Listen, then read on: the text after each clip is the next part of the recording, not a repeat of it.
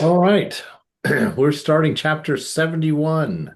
In self-awareness, you learn about yourself, right? This is my favorite part. This is the part of Vedanta that excites me the most, is that you can go in and see all of these truths by observation.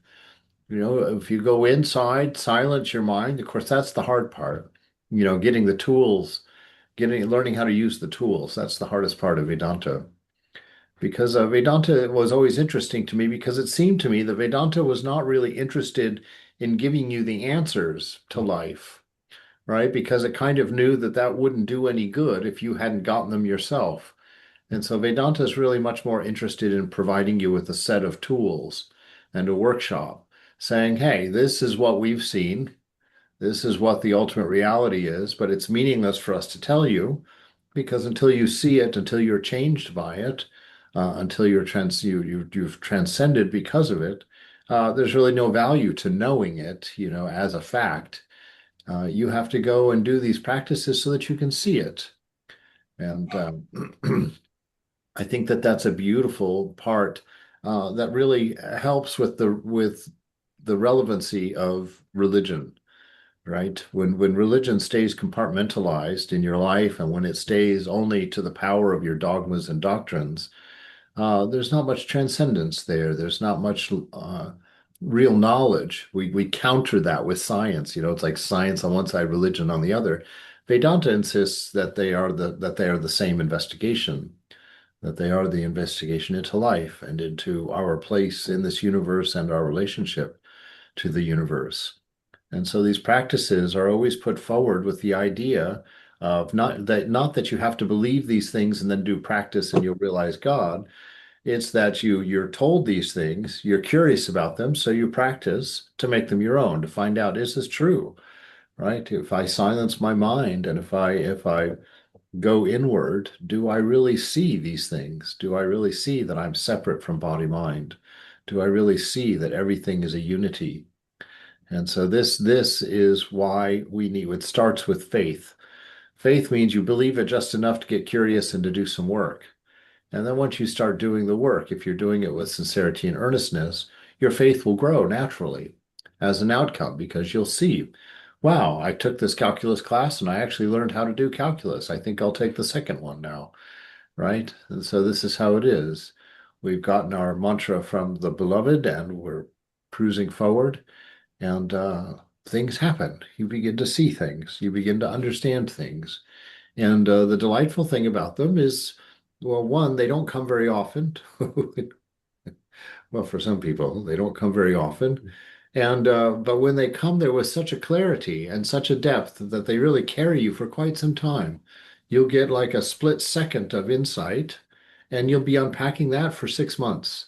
You're finding out, oh my God, wow, this one of the implications of it was this. Oh, I had no idea. Right. And so we go deeper and deeper. That's the wonderful thing. I love to take contemplative walks. Whenever I have to do a lecture, that's always one thing I like to do is just go out and expose myself to Mother. Just to walk around with the idea of God, a talk has to be done, Ma, and then just sitting there letting it roll around and gather moss in the mind. Circumambulation, right? Yes. Well, it's nice if you can do a circumambulation. Here we just do a linear uh, launch and return. All right. Chapter 71. In self-awareness, you learn about yourself. The questioner. It is our repeated experience that the disciples do much harm to their gurus. They make plans and carry them out without considering the guru's wishes. In the end, there is only endless worry for the guru and bitterness for his disciples. Maharaj, yes, it does happen, right? He wouldn't really be interested in third-party problems like that, right? And it's an interesting that the questioner is bemoaning the fate of gurus. But here we go. So yes, it does happen. The questioner, well, who compels the guru to submit to these indignities? That's a very odd way of approaching it. Like there's this governance of board of gurus, and how to a little book, a little pamphlet they get, how to endure your indignities now that you're a guru. All right. Maharaj, the guru is basically without desire, right? Now we're talking ideal here. The guru is basically without desire. He sees what happens, but feels no urge to interfere. He makes no choices and takes no decisions. As pure witness, he watches what is going on and remains unaffected, right? Which is why their guidance is awesome or so often very clear. It brings a lot of clarity. They see things from all the sides because they're not stuck in the story. They're not stuck in the narrative of it. So they can see all the pieces. When you're talking about, your current problem, your whole mind is on that problem, but your guru will hear you talking about that problem, but will see you as an entirety. They'll see you as a wholeness. It won't be just a one little thing that they'll focus on. They've got an idea of you as a holistic being, right? And they can tell, how you're doing by a number of different things. How you're standing, the light in your eyes, how sincere is the tenor of your voice in a conversation, right? So the guru is without desire. He's a channel. Ideally, the guru is a channel, a clear mind. Basically, because the guru has to get his ego, get his self, his identity to step out of the way, right? And then through that, he becomes you become well, the guru becomes like a tuned transistor radio, right? Through which you can then communicate with the beloved. But the guru's whole job is to get his personality self out of the way so that that divine wisdom, which is inherent in us, can spontaneously express and be heard, right? Because most of the time, if we're in ego self, ego is so garish and so loud, so boisterous. It's such a vulgar character, right? He's always thumping through the room and making all kinds of noise, and you can't hear the subtleties, right? You can't hear the truth. So the questioner says, well, but his work suffers, right? If this guru is suffering these indignities, then surely something's going on. Something is not helpful to them. Maharaj says, no, victory is always his in the end, right? The guru is always victorious in the end because love always hopes, love always trusts, love always believes, love never fails, right? And a guru is a direct worker of love, right? If I can do this. Yeah, that the guru is in constancy. They're like Swami Prabhupada. He was always Swami Prabhupada. He never had a mood. I never had to worry. It's like, oh, is he going to be in a bad mood today? And then I'd have to tiptoe around the monastery. Never like that at all. He was a steady. He was the North Star of that monastery, actually. Of course, in a sense, Thakur also is that North Star, but certainly Prabhutananda was so in tune with that his presence was always just a guiding light forward. You know, he was doing the work. In 15 years of living with him, I never saw a single act for his own enjoyment. You know, it's like I never saw him do anything for fun, as it were. And just always there, always steady, always holding the course. And I was bouncing off the walls. I was, I was, I was like a trapped wild animal who had been placed in a monastery. I was like, ah, and just that light, just that stability that he offered is what held me, right? Just that steadiness.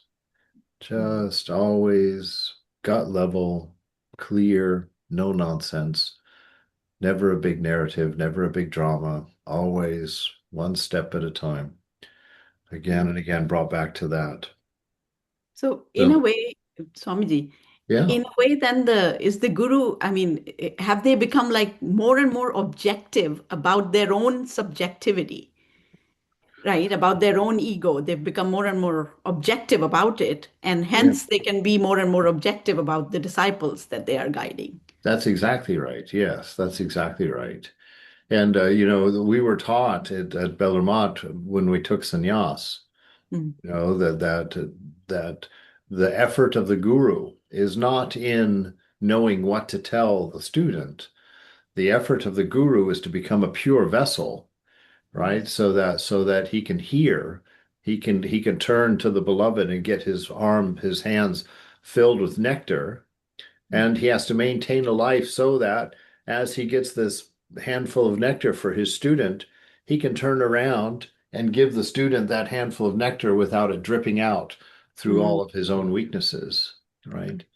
And yeah. so we were really taught as sannyasins two things. One, that when anybody shows you respect, do not ever make the fatal mistake of thinking that is toward you, Hmm. right? They said, always understand that you, as a sadhu, are wearing the ochre color, which represents the highest ideal.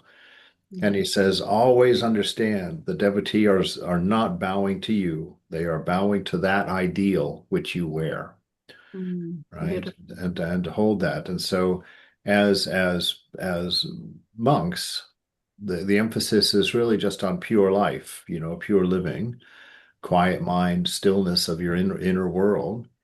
And then mother takes care of her children, incidentally, through you as a byproduct. You don't, Mm, you are just an opportunity for mother to do her work, right? In that sense. So, thank you.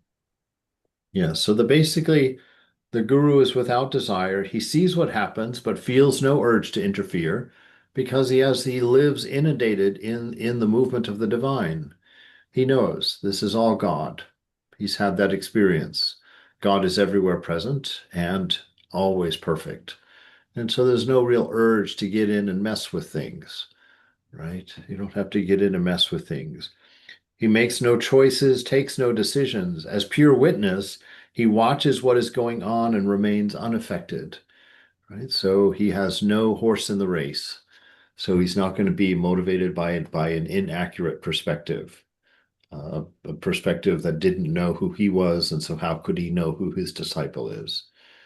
Right? Once one knows oneself, one knows everyone's self. Once one has opened their heart successfully, love flows naturally from there. Is there no such thing as the Guru's grace? Maharaj, his grace is constant and universal. It is not given to one and denied to another. Right? So that's why Ramakrishna would call it the winds of grace. Right? The winds of grace are always blowing. Why aren't everybody affected by it? Because some people have put up a sail and some people have not. Right? But that grace is available to us, and it is mighty. It's terrifyingly complete. And I say it that way because I find in my life the hardest thing to do is accept grace, right? To have enough trust in a love of any kind, but certainly a perfect love, a divine love that has no cause and that is infinite in its nature, and it's to open to that idea takes all the purity in the world because in such a white light, a crystalline, not even a white light, that would be that would be not even the right light, a crystalline clear light of pure clarity, pure revelation, that you stand in that light and everything is visible. Everything is visible. And to be able to stand in a light like that and not grab your bathrobe, not not to run and fix your hair, all these little metaphorical things that we become suddenly aware of when we're completely exposed like that. I have found that just that thought of grace, a light that bright and that clear and that beautiful, and a love that deep and that unconditioned has done the work for me. Has it caused a lot of pain? That grace hurts, when you're not pure and you feel that light inside when you realize for the 9 millionth time you've made the same mistake over again, and now you're in the presence of grace again. That's painful, that's painful. And that's very odd that grace can be painful, The second stage of grace is always beautiful when you have humbled yourself and you've accepted that grace and you've digested it inwardly so that the pain is healing, right? You're growing, but just letting go then of the fetters, letting go of the shame, letting go of the disappointment, letting go of the things inside that we hold on to, right? Insisting that we're not good enough, insisting, that we should just run away and hide rather than, continue on with this charade of religion, right? And so we have to turn. It's very important that we come to a place in our practice where it's real. We have to really get to a place in our practice where we use it, where it unlocks these beautiful things in us, Mm. and it becomes the place that we go for a real moment, for some authenticity, for something that is true. Right? So the Guru's grace is constant and universal. It's not given to one and denied to another. Questioner, well, how does it affect me personally? Maharaj, it is by the Guru's grace that your mind is engaged in search for truth, and it is by his grace that you will find it. It works unwaringly toward your ultimate good, and it is for all, right? So this guru's grace is a universal thing. It's not that different gurus, right? There are not different gurus, and this is something very important, right? Because it's interesting because in Vedanta we do the same things that the Christians were doing in the first century of their new movement. Right. The first, the St. Paul talks to this, I think it's in Corinth. I can't remember what church he's talking to, but everybody in that church is boasting about who baptized them. One person says, "Oh, I was baptized by Peter," and the other guy is like, "Whoa, we were baptized by Paul," right? And they were getting status by who their teachers were, who their gurus were. And doggone it, if I can't say that I see that same thing in Vedanta these days, oh, who is your guru? Oh, well, he was of a direct disciple. Oh, he was a disciple of a direct disciple. Oh, well, my guru was.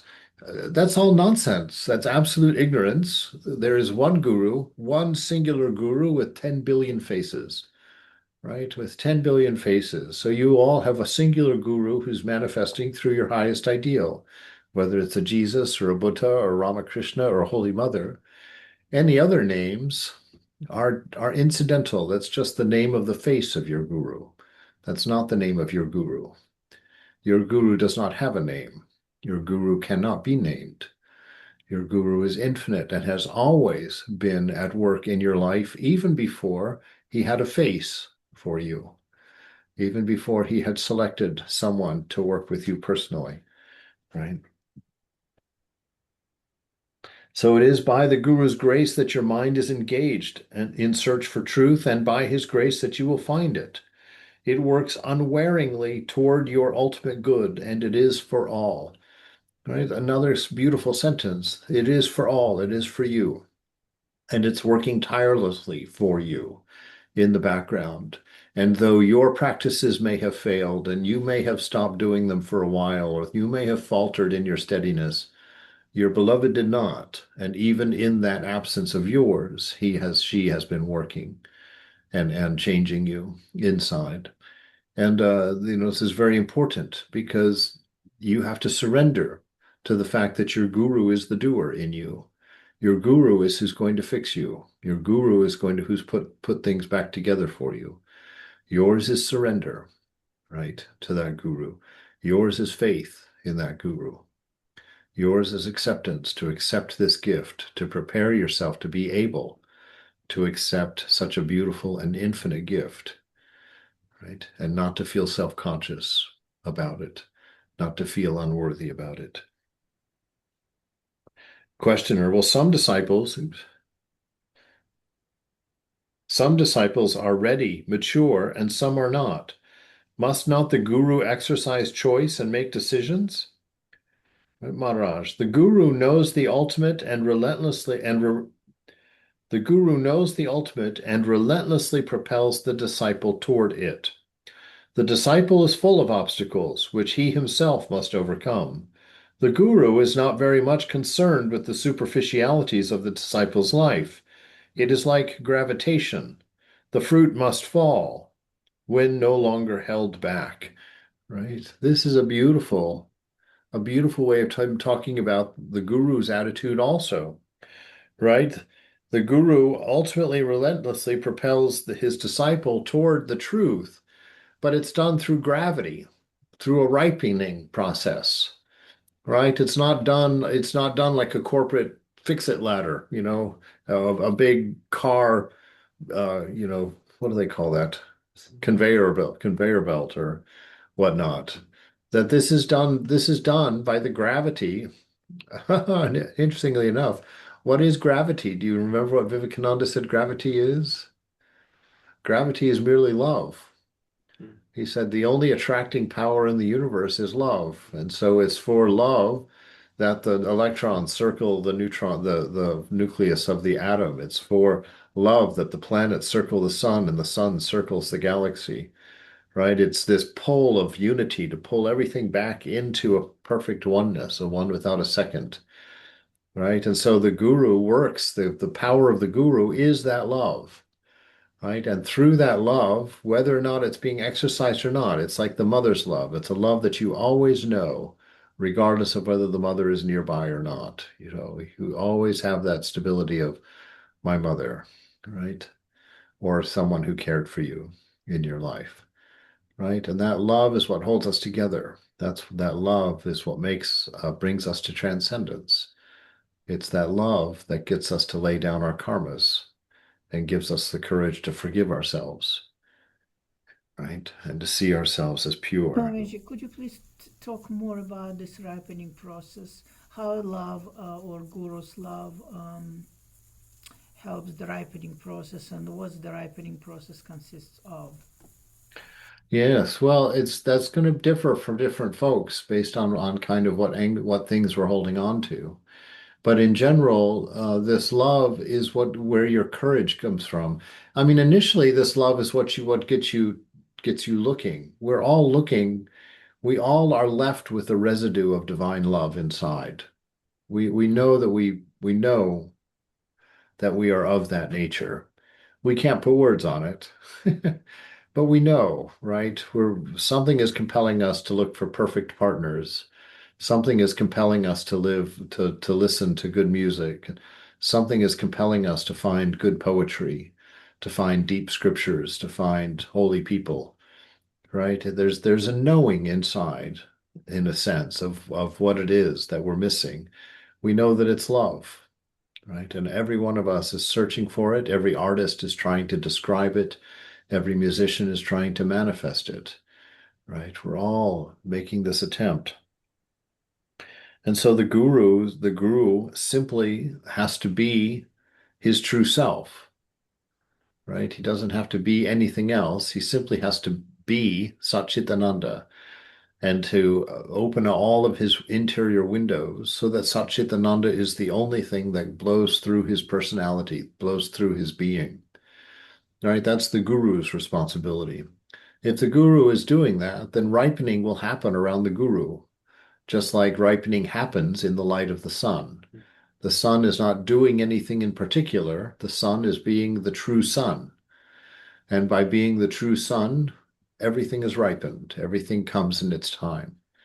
And so we are very much the same in our guru's presence, right? The guru is always within us. And we have the face also to help us through the beginning years, right? When we believe in faces more than we believe in spirit, right? In those days, mother becomes a guru and comes and talks to us and, pulls our ear sometimes, pokes our nose maybe. But Whole ripening renunciation process, or what is well, the ripening? ripening, yes, ripening leads to renunciation, right? It's again, there's not a doing here because it's what we're trying to do is to be what we have always been. We're trying to remove the stories that we've come up with in the light of our ignorance, not knowing who we were. So we created a very intricate story about our life and what we are and what its purposes are. And that's what the difficulty is. We have to get rid of that story. We have to recognize it as a story. We have to separate it out from ourself and lay it down, right? Then that happens. That happens through presence, through exposing ourselves, right? The way I like to see it is that your meditation is like a tanning session, right? You are sitting in the divine light of the beloved, and you're getting a soul tan. Right? So that's the main kind of so the process of disidentifying with your own life story. Yes, of silencing mind. Oh, Silencing mind has many names. Disassociation from your life story, or neti neti. This is not real. That's not real. Anything changing is not real. All of these things are like the warmth of the sun. It's not the details of them that are important. It's the knowledge of them that is important. That this divine light in me exists, and in my silence I surrender to it. And I identify not with the stories, but I identify with silence. I identify with stillness. I am stillness, right? I don't have opinions. I'm stillness. I don't have ideas. I'm stillness. I don't have narratives. I'm stillness. that can be a good mantra, or that can be a really good practice. What you're saying right now, I'm stillness. I'm Okay. not this. I'm not that. Okay. That's okay. Great. Yes, yes. Identify with silence. That has been helpful. And so allow yourself to ripen. You can't force yourself. You can't make it go any faster. Just be sincere in your offering of yourself. Make yourself available. And as you're sitting there in your practice, as accusations come up from your ego, talking about all your weaknesses and your shortcomings and this, that, and the other, don't accept them. Just pass them right on to the mother. That's information for the mother, not for you, right? So you send all of your shames, all of your fears, all of your struggles. You don't have to tell them. Mother is watching them as you are watching them. Understand that as you are aware of them, Mother is aware of them. And leave them to her. Leave them to her. Don't make your spiritual life your problem. Your spiritual life is the divine problem, right? And then this whole universe is working it out. Yeah, Every that's so beautifully said, Swamiji. Our problem, our progress is not our problem. that's it. It's Yeah, happening, Mother. right? So That's sometimes I it. feel even suffering, suffering is grace Well, because absolutely. yeah, Suffering is the effective side of grace. right, right. It's exposing, where we are getting attached and what is false, and we Yeah, need to look at that. So yeah. suffering is very much needed for us to It's wake up. yes, and that suffering comes, and it comes sometimes depending on your practice. Mother really can let you have it sometimes. Mm, She'll reveal several of your weaknesses in a row to where you mm, feel almost buried by them, yeah. right? But you can't let go of the knowledge that this is being presented to me in love. Mother's mother is making me aware of these things. I had a terrible mistake yesterday. I'm embarrassed to even say it, which is why I'm encouraging myself to say it. I do every other month. I'm supposed to do this feeding of the devotee, a feeding of the homeless down in Carpinteria, and it's the second Wednesday of every other month.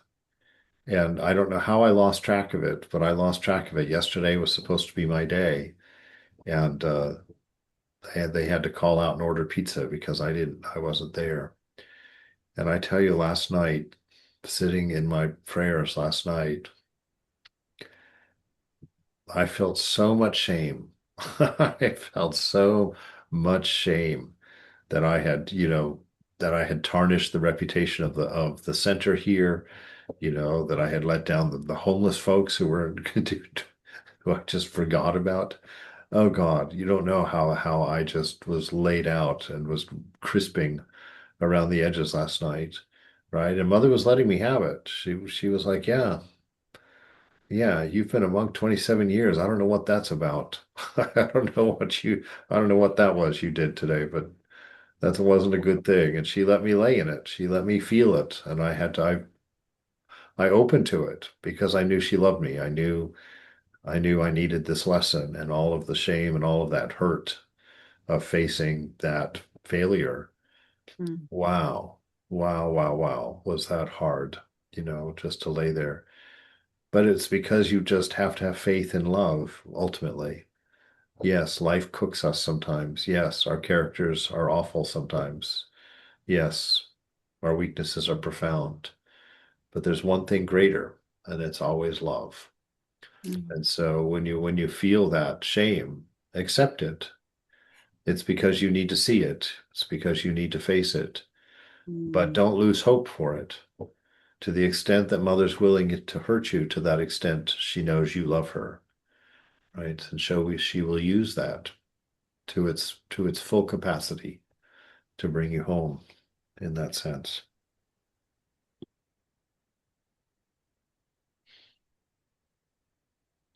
So the disciple is full of obstacles which he himself must overcome.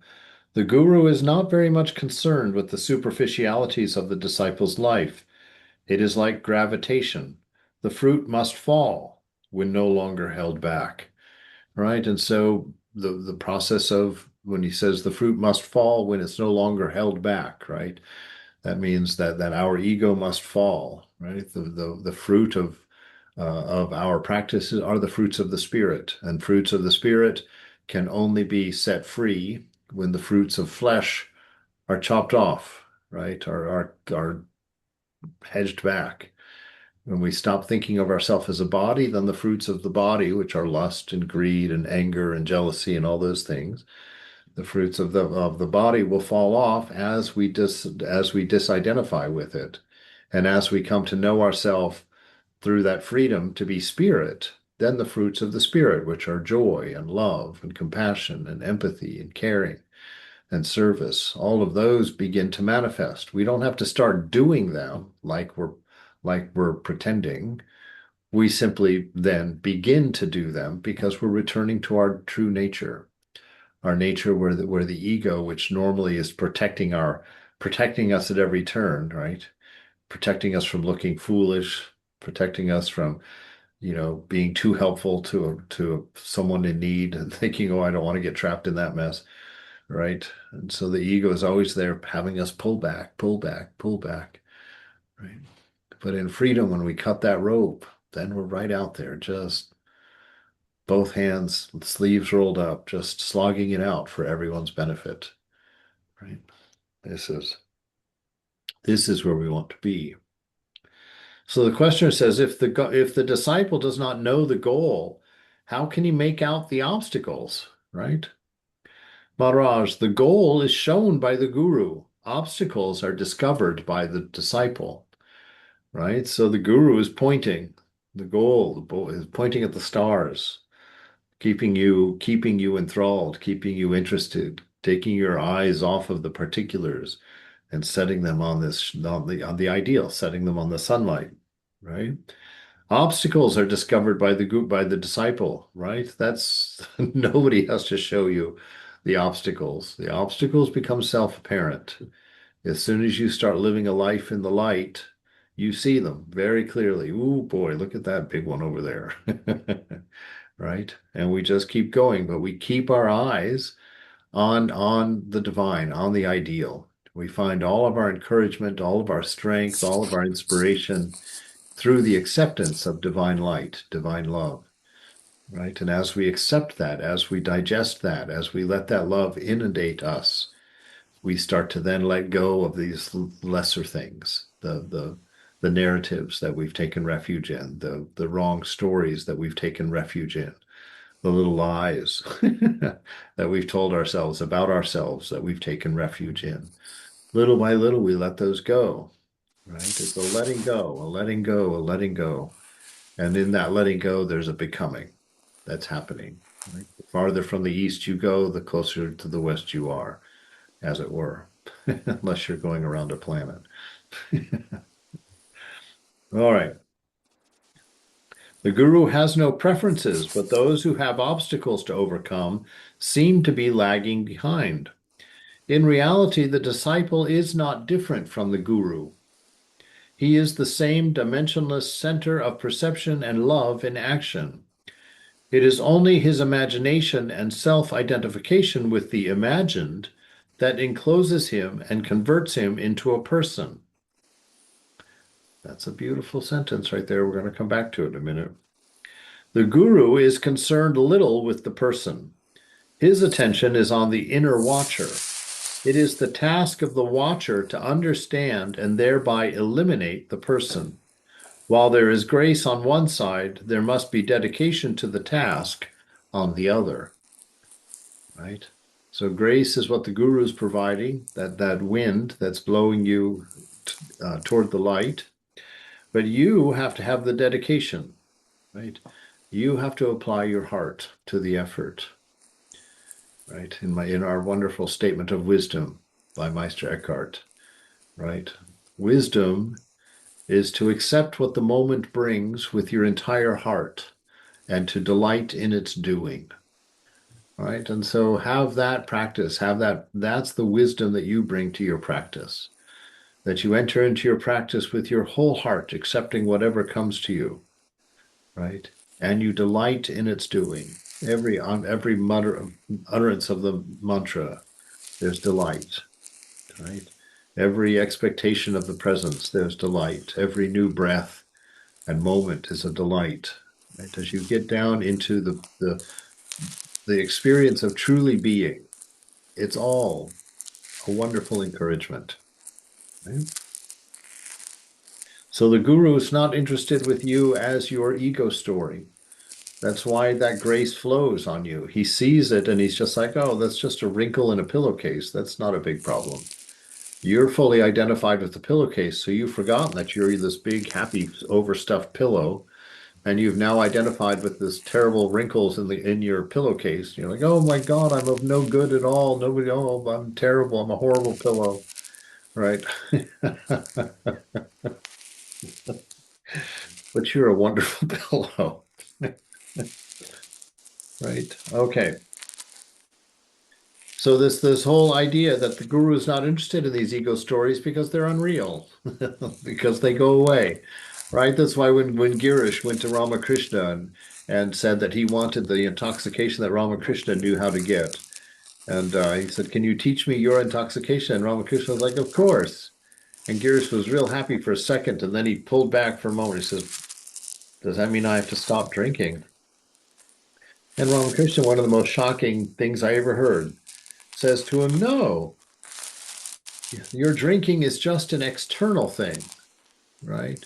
It's just an external thing. It is not uh, it is not going to affect you in the long run. Mother will remove it when she's ready," is what he says, right? And so imagine that Girish's biggest fault, the one he's famous for, the one every devotee notices and condemned him for in his life. To God, to Ramakrishna, he was like, no, that's just an external thing. Mother will remove that when she's ready, right? And how look at us. We run around with these little marble-sized problems, presenting them like planets. Like, oh my God, I'm never going to be able to do this, and it's going to be at least 3 lifetimes, minimum before I realize God. Running around like that, making mountains out of peas, right? And so when you walk before the beloved, pay attention to how big the love is. Pay attention to how bright the grace is. Pay attention to how clear that light is. And love that. Cozy up to that. Push into that. Yes, sometimes it burns, but it's because the dirt is being burned away, right? So nestle up to that. Yes, it hurts a little bit. So what? Hurt. Let it hurt, right? It's cleaning you out. It's taking care of a disease that's in the mind. And so pull close, but never forget its nature is love, right?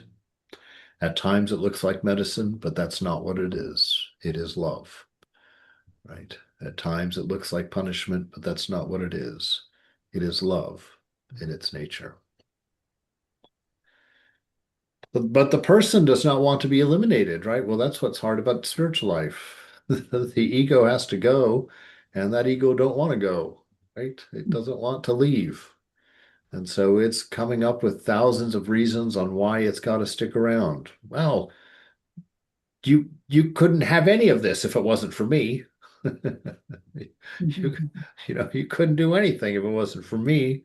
I've got to get all this going. I've got to keep this family together. I've got to keep my job going. I've got a future to worry about. I've got a past to clean up, right? But you don't. Every moment is free. Every moment is light. Every moment is fresh. You don't need a narrative to explain it. Let it be what it is. It is perfection. It is God manifested. Live in it accordingly, right? And be free in that. Maharaj, the person is merely the result of a misunderstanding. You didn't know who you were, so you made it up. You didn't know what the purpose of life was, so you made it up. You didn't know what you're supposed to do, so you looked around and copied, right? And now here you are, looking very much like every other ignorant person in the universe. All right, the person is merely the result of a misunderstanding. Okay, so don't get too worked up. You just misunderstood. That's all. In reality, there is no such thing as a person. There's a Vedanta vitamin right there. There's none such thing as a person. Feelings, thoughts, and actions race before the watcher in endless succession, leaving traces in the brain and creating an illusion of continuity. A reflection of the watcher in the mind creates the sense of I, and the person acquires an apparently independent existence. In reality, there is no person, only the watcher identifying himself with the I and the mine. The teacher tells the watcher, "You are not this. There is nothing of yours in this, except a little point of I am, which is the bridge between the watcher and his dream. I am this, I am that is dream, while the pure I am has the stamp of reality on it. You have tasted so many things, all came to naught. Only the sense I am persisted, unchanged. Stay with this changeless among the changeful until you are able to go beyond, right? Stay with this unchanging self. Understand that you have never moved, that the universe has moved through you, right? And get that awareness that you have never moved. And that wherever you are, you have never left here and you have never left now. And so here and now become a concrete place for you, right? They are the real thing, not the names of the here right now. Oh, I'm in Santa Barbara. Oh, I'm in California. Oh, I'm in Colorado. That has nothing to do with it. It is the here that you inhabit, and that here is always the same. And it is the now. Even though we've got 1,000 ticks around the clock face to measure time, none of it is never exactly any of those times, right? Time is moving through and cannot be broken into discrete pieces because time only exists as now. The rest of it is imagined, is a concept, right? So in this concrete here and now, create peace by recognizing it as God, right? Establish yourself in existence by becoming aware of what it is to simply be without a story, without a have to, without a result. Understand that the purpose of life is not a sentence, it's a point. And that point is simply to manifest your divine nature freely and as fluidly and clearly in this moment as possible. That is the purpose of life. It has no description beyond that. It's infinite in its possibilities. It's infinite in what it will manifest. But its point is not a narrative. It is to simply be and allow your divine nature to express uninhibited by the stories and mistakes of wrong thinking. That's it. That's all of it. Right? And here he says, and this is a very important sentence right here, a reflection of the watcher in the mind, right? So this is the watcher of, this is the self, right? So it gets a reflection in the mind, right? A reflection of the watcher in the mind creates the sense of I, right? The reflection of your witness in the mind is what becomes your ego, right? That reflection of the witness becomes your thought of yourself with which you experience mind, right? It's by taking that reflection as yourself that you then enter into the world of constant change. Without that identification with your reflection, you cannot enter this world of constant change. You are the container of this world. You cannot enter into it. And so, with this delusion, with this identifying with the thought of I am in the mind, then you become the thought of you. And that thought of you has your attributes. I'm this color, I'm this height, I'm this weight, I'm this nationality, I'm this, that, and the other. All of those thoughts then stick to that one thought that I am this reflection in mind. And then life goes on. You live as a thought of yourself. And what we're trying to do is to return to being ourself, not living as a thought amongst thoughts, but living as a being who is always present, through which the universe passes, but leaves me unchanged, leaves me untouched. I cannot be touched by the dream. The dream is within me, and I am the balance of that dream, right? And so this is the way we see it, the way we exist in it without getting caught in it. Only the sense I am persisted unchanged. Stay with the changeless amongst the changeful until you are able to go beyond, right? Hold that space until you're established in that space. When you're established in that space, basically what's happened then is the child of the ego has let go of the balloon of your true self, right? And now you're free to float off into pure freedom, right? But there will always be a relationship. That child will sit and watch that balloon, and that balloon will always be aware of the child that held it. But there's no more connection. There's no more bondage, right? There's no more caught in it. So the questioner says, so he's just been told, stay with the changeless amongst the changeful until you're able to go beyond. And the questioner says, well, when will it happen? Right? When is this fruit going to ripen? I don't have all the time in the world. Maharaj, it will happen as soon as you remove the obstacles, right? Remove your wrong thinking. First, identify it by simply watching, simply observing. You'll see it. Your wrong thinking will stick up like big pieces of trash in the living room. You'll notice. So it will happen as soon as you remove the obstacles. Well, which obstacles, Maharaj? Desire for the false and the fear of the true. Right? Understand, that was the hardest thing when I was dealing with my depression back in the or mid 2000s there. The hardest thing for me to understand was that I chose my depression, that I was responsible for it, that it served me somehow, and I was maintaining it for a reason. I couldn't believe that. I was like, why? No, that can't be true. But when I came to terms with it, I saw, no, I've been nurturing this for a few things. One, it gave profundity to my failure. At least I could see, life isn't all happy and I suffered. And so that gave me some sense of importance. That gave me, when I suffered for my being an idiot, well, then I was the sufferer. I wasn't the idiot. Right? And so it gave me some purchase, as weird as that was. It gave me some purchase. And so when I began to see this, it was like, ooh, wow, wow, that's a real deep sickness. And that's the thing. And that makes it even harder to admit when you realize, wow, that's messed up. when you look at yourself and you realize, oh my God, wow, doggone it, right?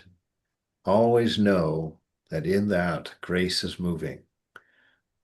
That pain is a sign of Mother paying attention and helping you to weed out those things that are causing that pain, right? So these pains are your desire for the faults. You want the stories. So you have to really start to discern, why do you want those stories? What service, what imaginary things are you getting from the story that you are mistaking as help rather than hurt, right? It's because these stories are what's causing the pain. These delusions are what's hurting us. And yet we're holding on to them thinking that they're saving us. That's the difference, right? Desire for the false and the fear of the true, right? Last night, when I realized that I had forgotten, oh God, even to say it still, it's like, oh my God, that I forgot to cook food for the homeless yesterday. I mean, even just saying that, even today, as I was laying in that last night, just sitting there, it's like I wanted to have an excuse. I wanted to have a story so bad that made it okay. Like, oh, well, of course I forgot because it's every other month on the second Wednesday. That's so obtuse. And well, nobody mentioned anything. Nobody even, it didn't come up in any conversation. How could it all be put on my head? It's like I was searching for a story and I was like, look at that. Look at how the ego will search to protect itself, search to maintain itself, right? Understand this is why you're in this trouble, right? This is why you're in this trouble. You, as the person, imagine that the guru is interested in you as a person. Not at all. To him, you are a nuisance and a hindrance to be done away with. He actually aims at your elimination as a factor in consciousness. Right? Your guru's out to kill you. Right? The you that you think you are. That's he's not there to take care of your ego, to make sure your ego stays happy and content and blissful. He's there to kill that thing. And unfortunately, you think you are that thing. So that's going to be a tough relationship, right? That's going to take some real surrender on your part. But understand the guru is there not to be nice to you, not to be your source of love. That comes from your practice. Your ability to keep up and get going, keeps going, is not because some Swami has blessed you and not because you've got a good guru. It's because you're doing the work, right? It's because you're exposing yourself to God. So you're nurturing and you're strengthening and you're growing. That's for you to do in your practice, to be in that light, in that presence, and to know its nature. The hurting and the growing and whatnot is going to come from the guru, right? The pain is going to come from the guru, and life is going to be your guru, right? The guru keeps getting bigger and bigger and bigger in life. The farther you go in spiritual life, pretty soon you realize that every thought, every smell, every sound, every touch of the day, every thought of the day has been the guru, right? And you begin to see that every plant whispered something sweet to you as you walked by. Everything that you saw had a message and a lesson for you. Had you been aware and present, you would have heard it and you would have grown from it and you would have found inspiration in it. But walk through your day abstracted, distracted, walk through your day absent-mindedly, then you'll always wonder, where is the guru? Where is the guru? The guru is everywhere, right? Always with you. All right. If I am eliminated, what will remain? Nothing will remain. All will remain. The sense of identity will remain, but no longer identification with a particular body. Being, awareness, love will shine in a full splendor. Liberation is never of the person. It is always from the person. Yeah, Right? that's wonderful. Yeah, really. It's from Nisargadatta. It's very popular, this saying, that the Yeah, person never becomes free, but you become free of the person. that's it. That's the whole gig right there. That's Wonderful. exactly right. All right, let me turn off the recorder here for the